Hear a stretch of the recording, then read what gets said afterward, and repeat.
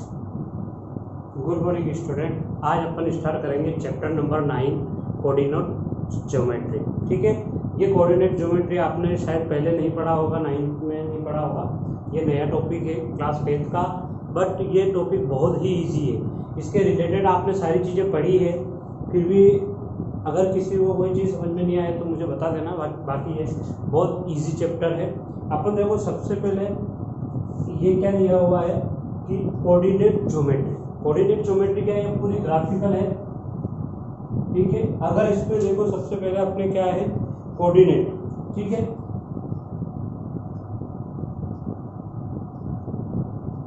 अगर अपन कोई चीज पढ़ रहे हैं तो ये देखो, ये क्या होता है कोऑर्डिनेट। अब देखो इसमें कोऑर्डिनेट होता क्या है।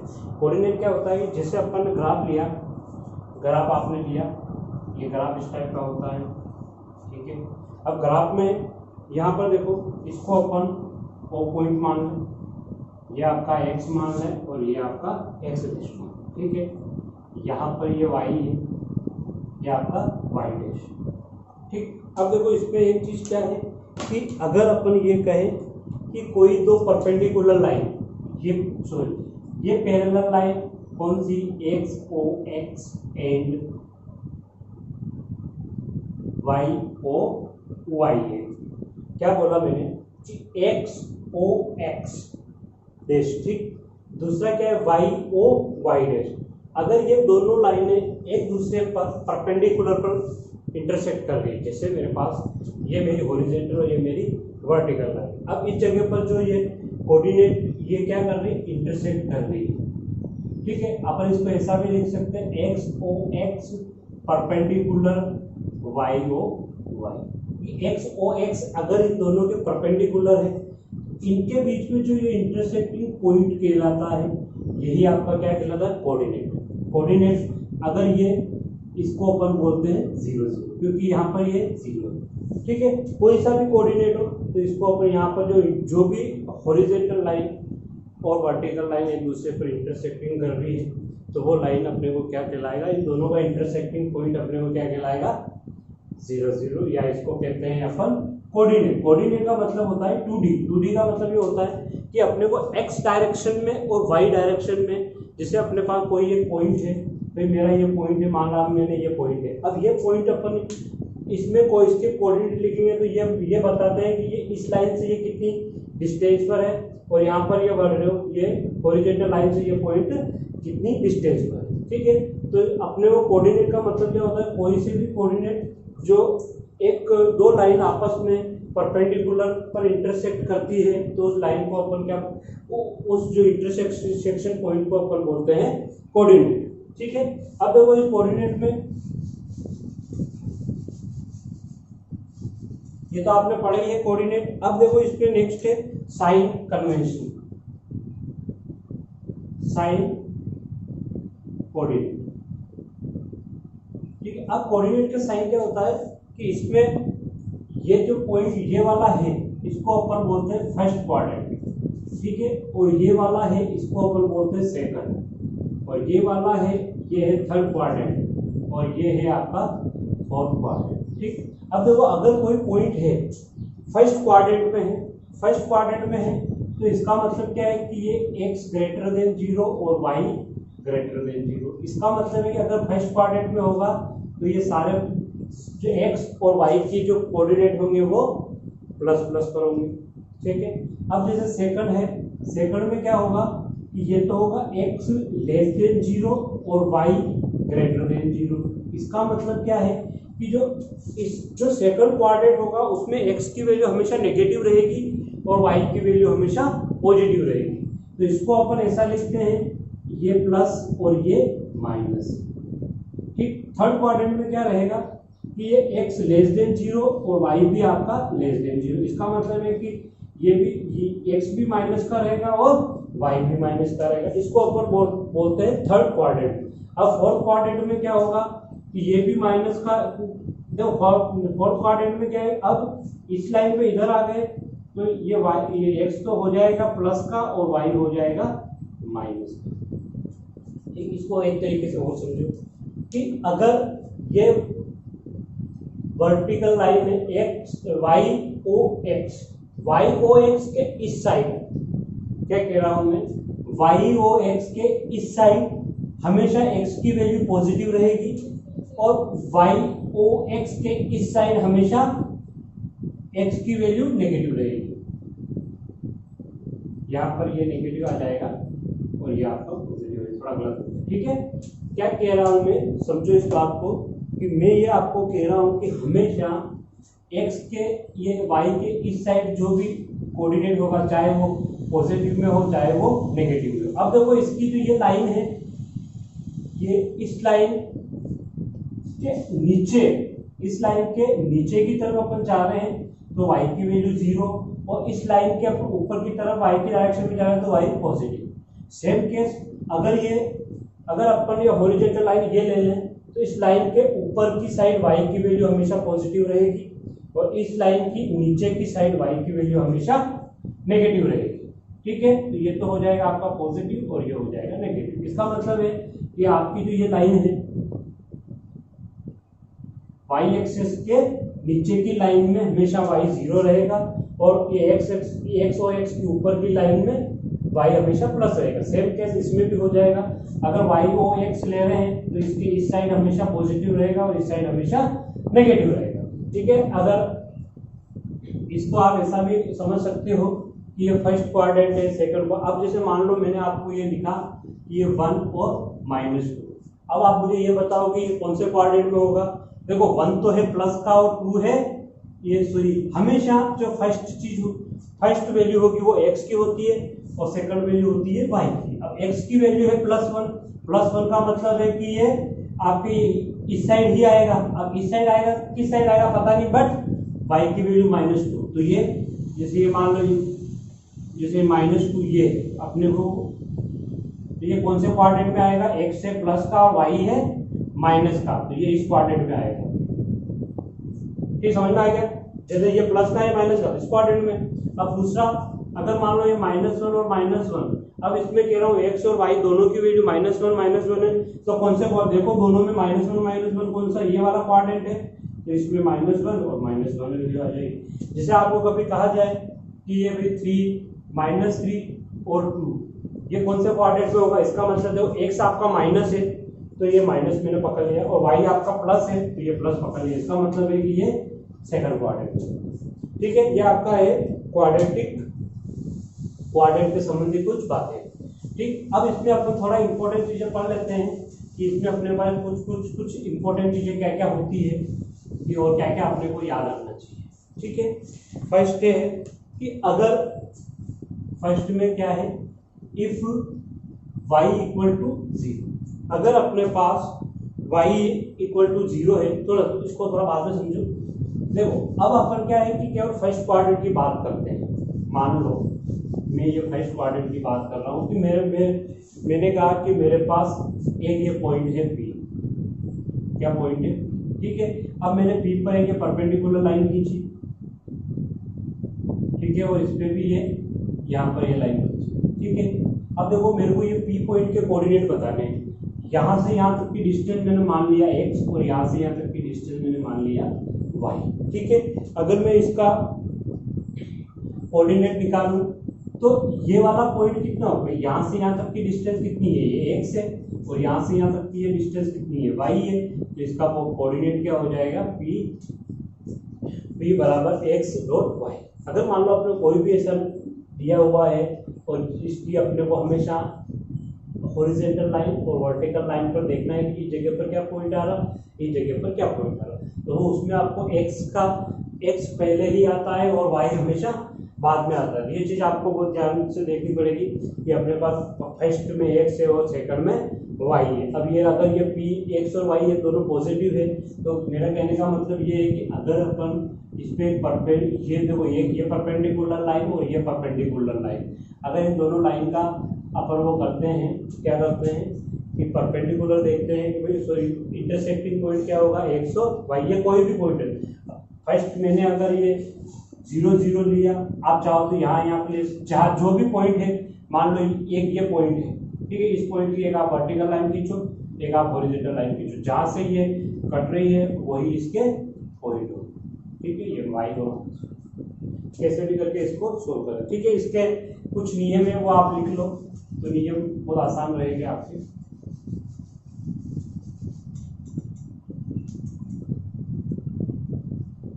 देखो फर्स्ट में क्या दिया हुआ है, फर्स्ट रूल्स क्या है इसका, वो है if y equal to 0।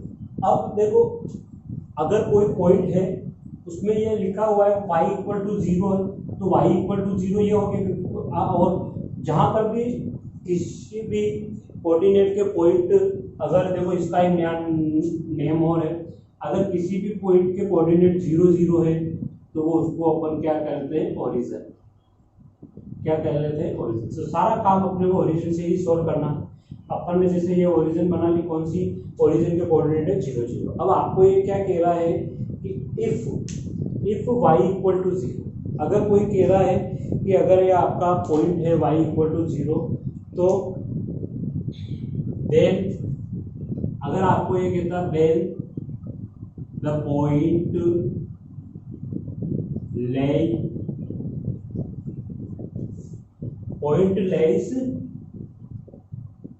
lays on x access.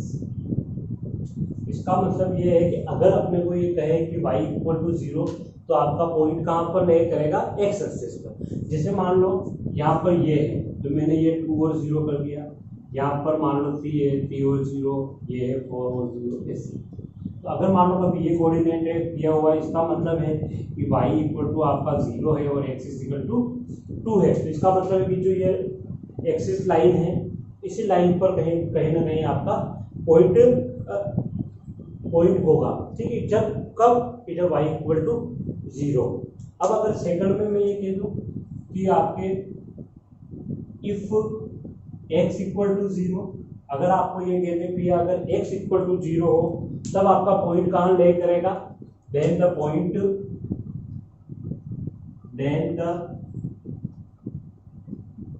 Points lies on y axis.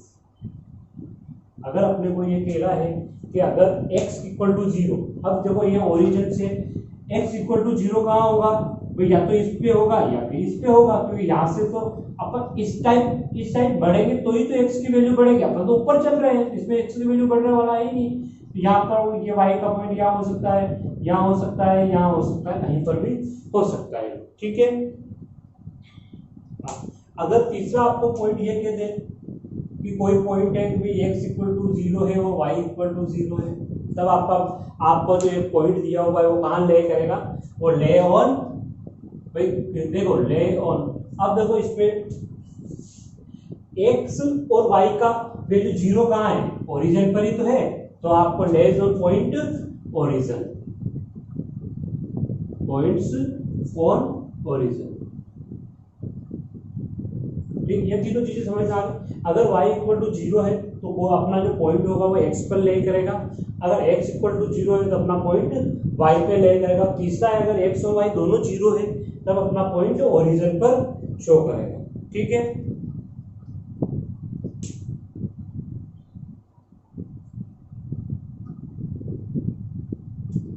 ठीक है, ये तीनों है, आपको अच्छी तरीके से याद रखना है। नेक्स्ट अपन चलते हैं, इसके बाद ये आप एक बार राइट डाउन कर लो थोड़ा, ये तीनों इंपॉर्टेंट है चीजें, फिर आगे बढ़ा रहा हूं।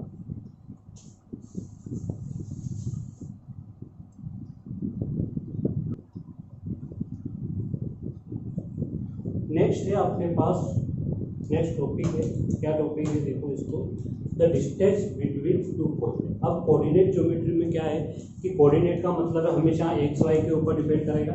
कि अगर अपन ये कह रहे हैं कि x distance between two point, माना कि अपने पास दो पॉइंट है, कौन कौन से, ये है P और Q। P और Q के बीच की डिस्टेंस कितनी है वो अपने को मेजर करनी है। भाई इन दोनों के बीच की डिस्टेंस कितनी है वही अपने को निकालनी है, और एक्सरसाइज 9.1 पूरी इसी पर बेस्ड है। ठीक, अब इसको सॉल्यूशन करते हैं। देखो इसका फार्मूला अपन कैसे निकालते हैं कि मैंने क्या किया है, इसको थोड़ा सा डेश करके नीचे। अब मैं ये कह रहा हूँ कि जो ये P पॉइंट है, जो एक्स एक्सिस से x1 डिस्टेंस पर ओरिजिन से, अब देखो इसका अगर अपन ये Q की बात करें, अगर मैं Q की बात करूं तो ये मेरे पास हो जाएगा x2। हमेशा डिस्टेंस कहाँ से नापते हैं? ओरिजिन से ही अपन डिस्टेंस नापते हैं कि यहाँ से यहाँ तक की डिस्टेंस है x2 और यहाँ से यहाँ तक की डिस्टेंस है y2, सॉरी x2। ठीक है, अगर मैं यहाँ से यहाँ तक की डिस्टेंस नापूँ तो ये मेरे पास हो जाएगा y1, और अगर मैं यहाँ से यहाँ तक की डिस्टेंस नापूँ तो ये मेरे पास हो जाएगी, कहाँ से कहाँ तक आएगी? ये यहाँ से यहाँ तक, ये हो जाएगी अपने पास y2। ठीक, अब देखो, अब अपने पास कोऑर्डिनेट पे आ गए। अब अपने को मान लो मैं आपको ये कहूँ कि भाई इस P के कोऑर्डिनेट कितने हैं, तो आप क्या कहोगे कि P के कोऑर्डिनेट तो हो जाएंगे आपके पास x1 और y1, क्योंकि x1 पे तो ये इंटरसेक्ट कहाँ कर रहा है? एक तो ये यहाँ कर रहा है, P पॉइंट कहाँ इंटरसेक्ट कर रहा है? ऊपर में तो x डायरेक्शन में, इधर ये y1 x1। अगर मैं इसी तरफ Q की बात करूँ तो Q के कोऑर्डिनेट कितने हो जाएंगे? भाई ये देखो, यहाँ से यहाँ तक की डिस्टेंस कितनी है? x2, तो मैंने यहाँ पर लिखा x2, और इसकी y एक्सिस से डिस्टेंस कितनी है? y2। देखो, अपने को क्या है कि अपने को ये बता रहा है कि Q एक पॉइंट है जो x एक्सिस से तो x2 डिस्टेंस दूरी पर है और y एक्सिस पे y2 डिस्टेंस की दूरी पर। ठीक है, अब अपने को ये चाहिए कि अगर मेरे को P और Q के बीच में क्या चाहिए? डिस्टेंस चाहिए। तो मैंने क्या किया, इसको यहाँ पर एक हॉरिजॉन्टल, ये इसके पैरेलल मैंने एक लाइन बनाई, और यहाँ पर इन दोनों का जो इंटरसेक्टिंग पॉइंट है इसको मैंने क्या माना? Q माना। ठीक है, इसको मैंने क्या माना? सॉरी, इसको माना मैंने PQR मान लिया। ठीक है, ये क्या माना अपन ने? R माना। इसको मैंने यहाँ जो ये पॉइंट है इसको मैंने M माना, ये पॉइंट है इसको मैंने M माना, इसको मैंने माना, इसको अपन ने माना। ठीक है, इसको मानने की जरूरत भी नहीं है, तो वैसे P और Q पर ही, यहाँ तक कोई दिक्कत नहीं है। अब देखो अपन इसको सॉल्यूशन कैसे करते हैं। देखो, अगर ये आपको ये पता होनी चाहिए कि जब भी कोई दो परपेंडिकुलर लाइन एक दूसरे को इंटरसेक्टिंग करती है तो इन दोनों के बीच में एंगल कितना बनता है? 90 डिग्री। ये आपको पता होना चाहिए। ठीक, अब देखो थोड़ा सा मैं इसका लिख लेता हूँ कि ये इसको आप 0 मान लो, तो अपन ये कह रहे हैं कि OM कितना हो जाएगा? आपके x1 है जो अपने को गिवन दिया वो लिख लेते हैं, दूसरा है ON अपने को कितना दिया हुआ है? x2। अब देखो इसमें एक चीज देखो कि अगर मेरे को Mn की वैल्यू चाहिए, किसकी वैल्यू चाहिए मेरे को? Mn की वैल्यू। Mn की अगर मेरे को वैल्यू चाहिए तो मैं क्या करूंगा कि ON में से OM माइनस कर दूंगा। अगर मेरे को Mn की वैल्यू चाहिए तो मैंने क्या किया? ON minus OM। ठीक है, इस पूरी में से मैंने इसको हटा दिया तो यही तो बचा। तो ON की वैल्यू क्या है आपके पास? x2, और OM की वैल्यू क्या है आपके पास? x1। ये किसकी वैल्यू आ गई? ये वैल्यू आ गई अपने पास Mn की। ठीक है, ये अपने पास वैल्यू किसकी आई? Mn। सेम केस इसमें करें, यहाँ वाले में, तो देखो Qn की वैल्यू कितनी है? ये इसको y2 कर दो, तो ये Qn की वैल्यू आपके पास हो जाएगी y2, और Qr की वैल्यू कितनी है? भैया सेम ही तो है, सॉरी, अब ये O, इसको आप कर लो OP, Mn कर दो, PM कर दो, कोई फर्क नहीं पड़ता। ठीक है, QN और PM ये आपके हैं y1। ठीक, यहाँ से अगर मेरे को ये, क्योंकि मैं इस ट्रायंगल की ही बात कर रहा हूँ, अगर मेरे ट्रायंगल में मेरे को QR की वैल्यू चाहिए तो QR की वैल्यू क्या हो जाएगी?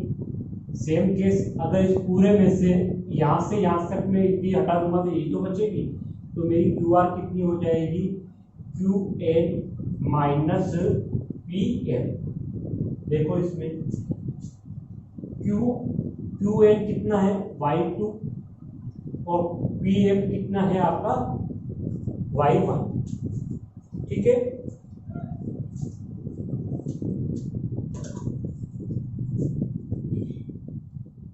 देखो ये है क्यू एन आपके पास, Q R sorry Q R कितना है वाई टू, क्यू आर बराबर Y two minus Y one.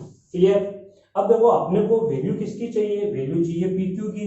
अब जब भी ये 90 डिग्री आ जाए तो अपने को क्या है, बाय पाइथागोरस थ्योरम अपने को पता है, by P G T. By P G T का मतलब ये, तो अब ये क्या हो गया, इसका हाइपोटेन्यूस हो गया भैया, तो इसका हाइपोटेन्यूस ही तो हो गया। तो हाइपोटेन्यूस का फार्मूला क्या होता है, ये आपने पढ़ा ही होगा, पी क्यू का स्क्वायर बराबर क्यू आर का स्क्वायर प्लस पी आर का स्क्वायर। ठीक है। अब देखो इसमें अगर मेरे को वैल्यू तो पी क्यू की तो चाहिए, मैंने क्या कह रहा हूँ, मुझे डिस्टेंस पी क्यू की चाहिए, तो मैंने क्या किया कि ये Q R plus P R whole square. अब देखो इसमें क्यू आर की वैल्यू कितनी है, क्यू आर की वैल्यू है Y two minus Y one का होल स्क्वायर, और पी आर की वैल्यू कितनी है, पी आर की वैल्यू है X two minus X one का होल स्क्वायर। ठीक, ये पी और क्यू।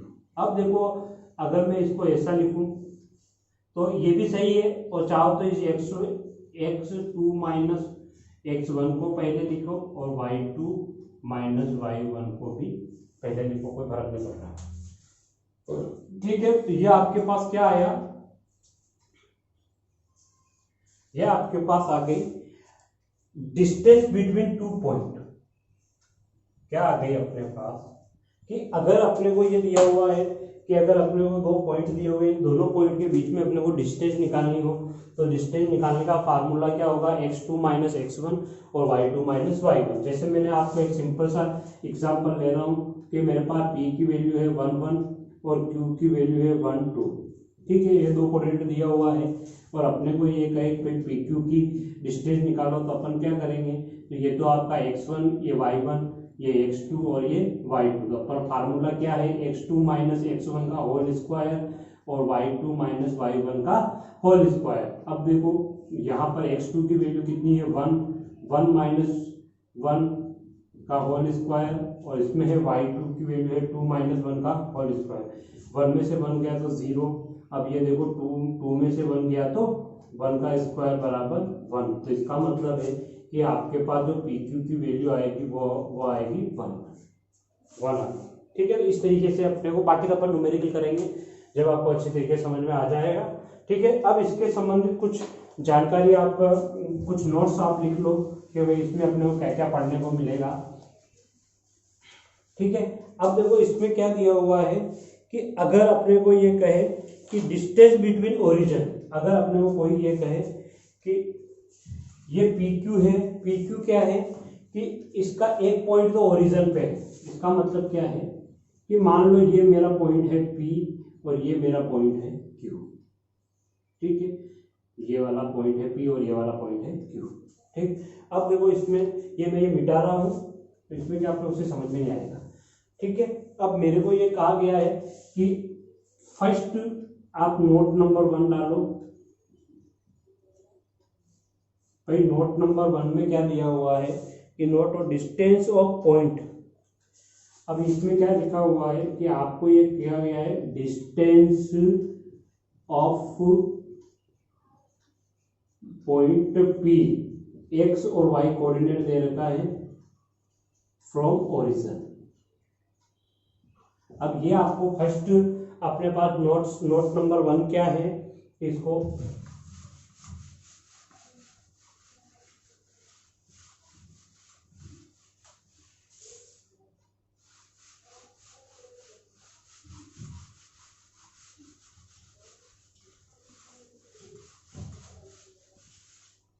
देखो, ये आपका डिस्टेंस का फार्मूला भी मैंने मिटाया नहीं है।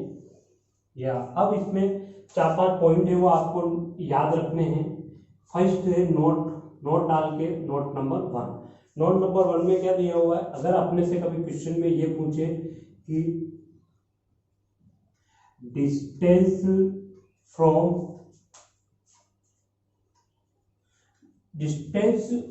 ऑफ पॉइंट पी, एक्स और वाई फ्रॉम ओरिजिन। अब इसमें देखो, अगर अपने को ये कहे कि distance of point P x और वाई फ्रॉम द ओरिजिन, अब ये क्या कहना है कि अगर मैं इसको ग्राफ से बात करूं तो ग्राफ से ये कह रहा हूं कि भाई एक ये मेरा कोई पॉइंट पी है जो एक्स और वाई है, ठीक है, और एक ओरिजिन है ओ, अपने यही सब, और इसका कोऑर्डिनेट है 0 0। अब अपने को क्या कह रहा है कि भैया अगर इन दोनों के बीच है तो यहाँ मुझे ओपी की डिस्टेंस निकालो। ओपी की डिस्टेंस निकालेंगे, कैसे निकालेंगे? ओपी का फार्मूला अपने पास पता ही है, क्या होता है? ये x2 माइनस x1 का whole square plus y2 minus y1 का होल स्क्वायर, ठीक। अब देखो यहाँ पर इसको अगर पॉइंट पे यहाँ चल रहे हैं तो आप इसको तो मान लो x1 और ये है आपका y1, और यहाँ पर ये है x2 और ये है y2, ठीक है। तो यहाँ पर आप लिख सकते हो x1 की वैल्यू 0, y1 की वैल्यू 0, x2 की वैल्यू है x और y2 की वैल्यू है कितनी? y। ये चारों वैल्यू है। अब ओपी में चारों वैल्यू रख दो तो ये ओपी बराबर क्या हो जाएगा? ये हो जाएगा x माइनस 0 का होल स्क्वायर और ये y माइनस 0 का होल स्क्वायर। तो यहाँ पर अपन करेंगे तो ये तो हो गया आपके एक्स स्क्वायर और ये हो जाएगा आपका, क्योंकि 0 की कोई मतलब नहीं है। तो अब जब भी आपसे ये क्वेश्चन पूछे कि डिस्टेंस पर of point X Y from the origin, तो उसमें आपको ये वाला फार्मूला यूज में करना है। अगर आपको ये फार्मूला यूज में नहीं भी आए तो आपको ये पता होना चाहिए कि ओरिजिन कहाँ से, ओरिजिन के कोऑर्डिनेट हमेशा 0 0 ही होते हैं। यह आपको अच्छी तरीके से याद होने चाहिए, चाहे दिए हुए हो चाहे दिए हुए नहीं हो। ओरिजिन के जो कोऑर्डिनेट होते हैं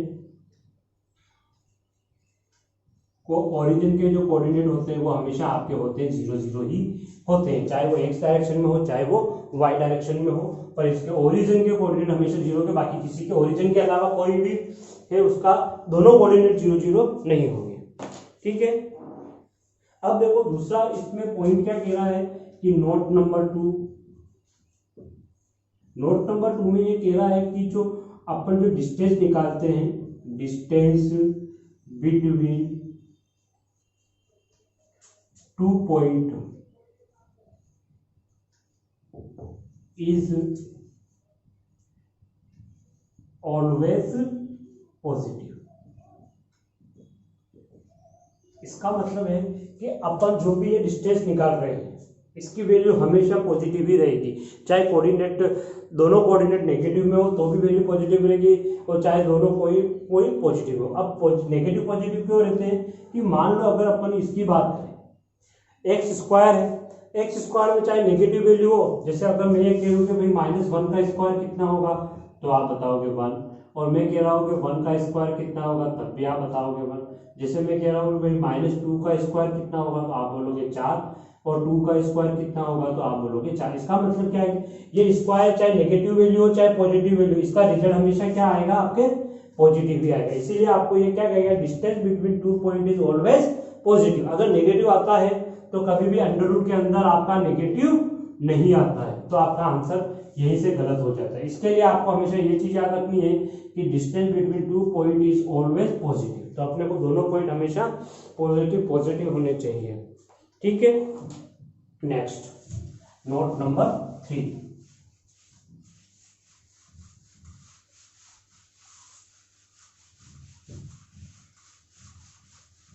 देखो नोट नंबर 3 में क्या है कि अगर अपने को ये कहा गया है कि एक क्या है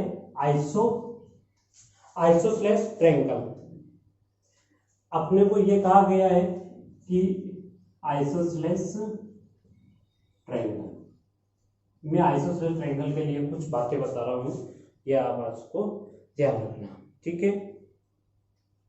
आइसोसेलेस ट्रायंगल, अगर अपने को क्वेश्चन में ये दिया हुआ है कि मान लो आपके 3, जैसे आपके पास point P Q R 3 coordinate दिए हुए हैं, इन कोऑर्डिनेट को आपको ये कहा गया है कि आपको प्रूफ करना है कि ये तीनों कोऑर्डिनेट आपस में एक आइसोसेलेस ट्रायंगल को शो कर रहे हैं, ठीक है।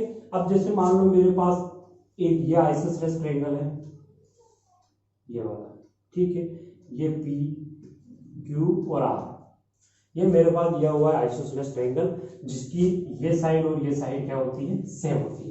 अब अपने को क्या करना है कि कुछ नहीं करना है कि जो इसकी डिस्टेंस दी हुई रहती है, ठीक है, मान लो इसका कोऑर्डिनेट है x1 y1, इसका कोऑर्डिनेट है x2 y2 और इसका कोऑर्डिनेट है x3 y3।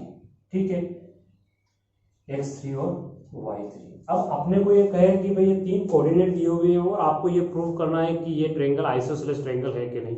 अपने को प्रूव करने का फार्मूला क्या, अपने को ये पता है कि अगर PQ और QR अगर इसकी दो साइड अगर सेम आती है तो आइसोसेलेस ट्रायंगल है।